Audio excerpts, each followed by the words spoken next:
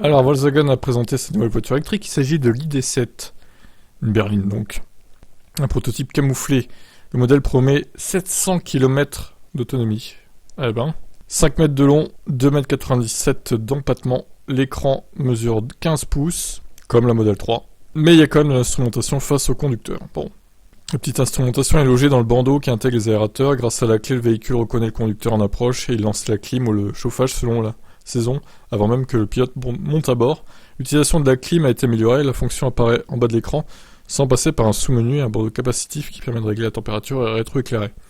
La commande vocale aide à aider à activer les fonctions. Par exemple en disant « Bonjour Heidi, j'ai les mains froides, le volant chauffant se met en route ». Magnifique.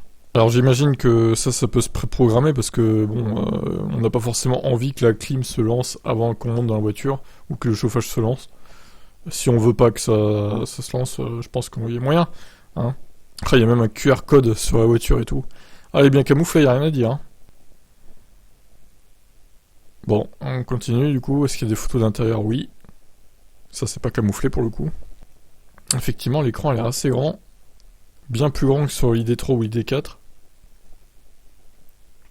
L'ID7 reprend la plateforme MEB. Volkswagen ne rentre pas encore dans les détails techniques, mais l'auto devra utiliser les éléments moteur et batterie de l'ID4. L'avantage n'est qu'à batterie identique. Et qu'à batterie identique, l'autonomie est bien plus élevée grâce à une meilleure aérodynamique. D'ailleurs, le SUV promet jusqu'à 530 km. Volkswagen annonce 700 km pour l'ID7. Alors, je suis pas sûr que ce soit la même batterie quand même, hein, parce que l'ID4 elle a 77 kWh de batterie. Sauf que, même avec une berline, tu peux pas faire 700 km avec 77 kWh. Je pense qu'elle sera plus élevée que ça, la capacité, genre 85-90, hein. Il n'y aura pas de miracle. Hein. Bon, bref. Elle sera vendue partout. Et la version européenne sortira de l'usine d'Emden en Allemagne. Très bien. Vous en pensez quoi du coup de cette ID7? Je vous laisse commenter.